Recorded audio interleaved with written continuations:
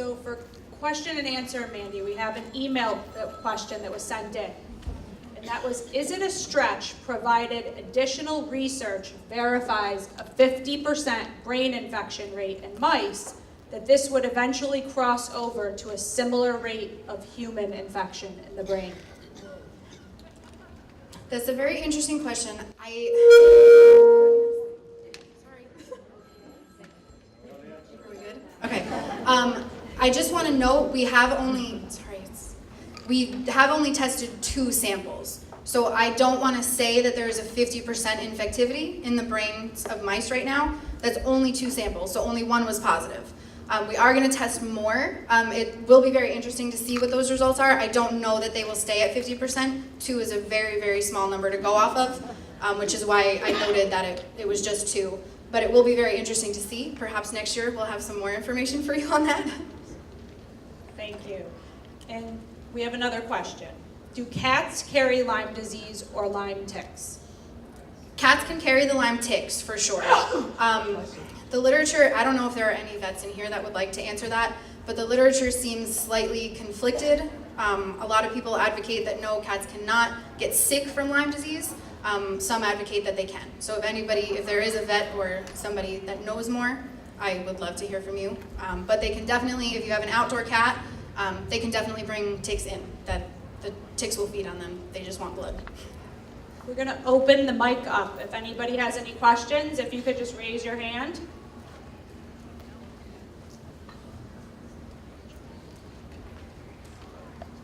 So I just wanted to add to what you were saying about the deer.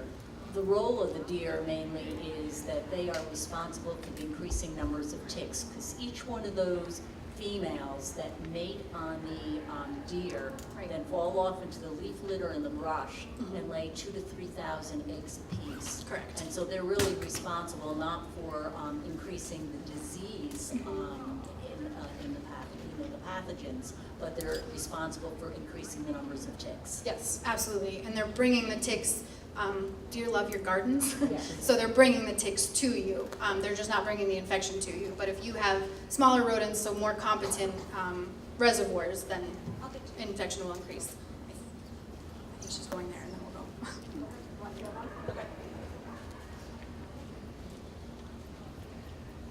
go. Hi, my name's Jack. Great presentation, I really appreciate it. I'm just curious, while you're collecting all these ticks and doing all this research, is there an opportunity to look for co-infections in the ticks themselves? Yes. For bonus data? So we have been doing some research on co-infections. We've been looking at anaplasmosis, and we've also been looking at babesiosis a little bit.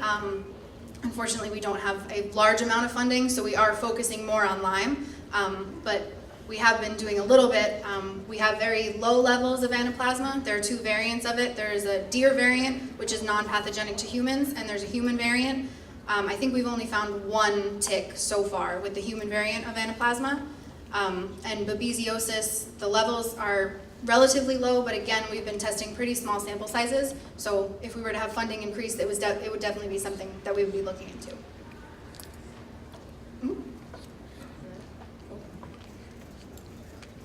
With respect to the dogs and the infections, do you know if currently the products that are made to prevent tick infections on dogs actually work on killing the ticks that are Lyme disease? Do they prevent attachment, or do they kill the ticks before they can transmit the disease? Okay, so the question was in regards to the dog studies, the current products that are out, do they kill the ticks before they can attach, or do they kill the disease? So different flea and tick collars and the front line, things like that, they are meant to kill the tick before it can attach. It's not going to kill the bacteria in the tick. No, I just meant if you talked about the attachment, large numbers of attachments of ticks to the dogs. Yeah. So people who own dogs can prevent those dogs. If that stuff does work to prevent the attachment of the tick. It helps. I don't think it would be 100% effective. I mean, if a tick is hungry, it's going to eat.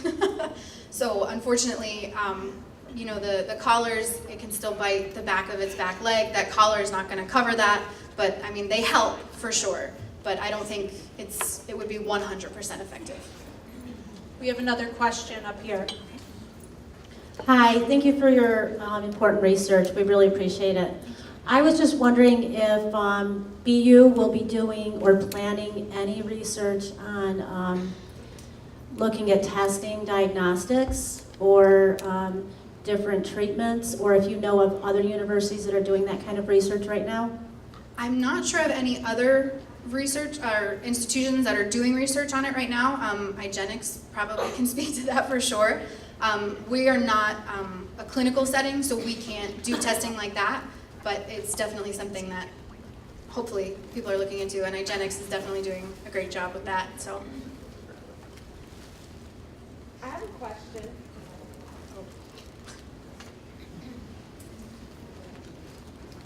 Okay, so if the ticks are on the deer, does that mean the deer can be infected with the Lyme disease? Is that inside of their bodies as well?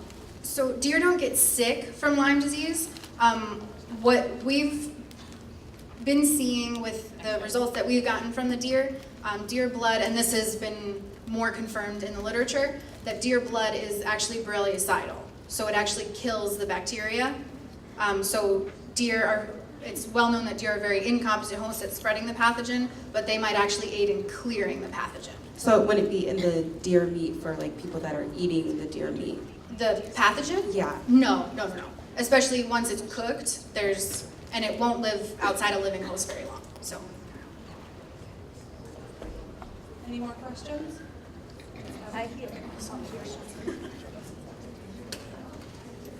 Who is responsible for reporting Lyme disease to the local health departments? Is this reporting mandated? I believe it is mandated. If I have any physicians here, I'd appreciate if you answered, but I believe each physician reports to the county, and then the county reports it to the State Department of Health. I have a question again about the dogs, cats, and mice. If you have a dog or a cat that actually eats a mouse, are they going to get infected through their GI tract? No, that's a very good question. Once that mouse goes through the stomach acid, it'll be neutralized. It won't get sick that way. Hi, great presentation, thank you. Now I understand you have a plan for the next few years to continue with the southern parts of New York State. Has Binghamton looked into possibly reaching out to any other universities across the state to continue the research? I'm in Erie County right now, so I noticed Okay. I just missed the cutoff. So We are actually, sorry. no, I was going to say, I was just curious if you're going to work, I know there's University of Buffalo or any universities up north or anything like that to continue to work together to cover all of New York State. So we're not directly collaborating with any universities up north. We are working with SUNY Delhi and SUNY Roome. But I know there is a school, unfortunately I forget which school it is, but up in the Adirondacks, which is doing very similar research to ours. So they definitely will have some results on what's happening up there. When you were dragging the sheets, checking for tick populations, did you notice any ticks on the tops of the sheets? In other words, ticks that were falling down? Yes, we had that a lot, especially if you have bushes and you're kind of hitting the edges of them, they'll fall. And that's why I mentioned we have a very specific protocol. So we wear long sleeve, long pants, Velcro everything, doused in permethrin, just so we don't, because they don't go very high, but definitely they can come up a little bit. They're trying to get a blood meal, so they do come up on low-lying bushes and stuff like that. So we do have them fall on the top sometimes. Did they come out of the trees? No, they won't get that high. They're not that good at climbers. Well, yeah. Just a piece of information, the labs are responsible for contacting the health departments. Okay. And if a lab is in Roome County and the patient is in Shenango County, they'll contact the county they're from. Okay, perfect. Thank you. I was just curious, talking about the mice and the question of whether or not the virus particularly likes neural tissue. I wonder if maybe the vets or the Cornell would collaborate in terms of post-mortem in some way, because maybe the dogs, since they seem to be able to carry Borrelia, maybe we could get a less rodent sample. Yeah, it would be interesting to look into.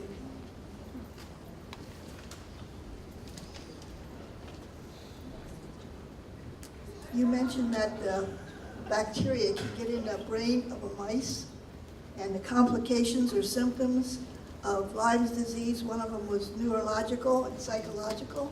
Is it possible that this bacteria can cross the blood-brain barrier of a human? I can't answer that right now. We don't know.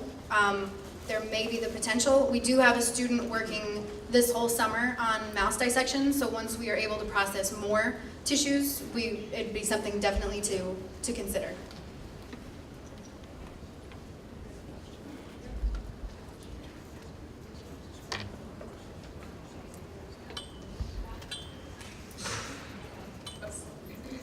Okay, so you said that deer don't get infected, but humans do. Why is that?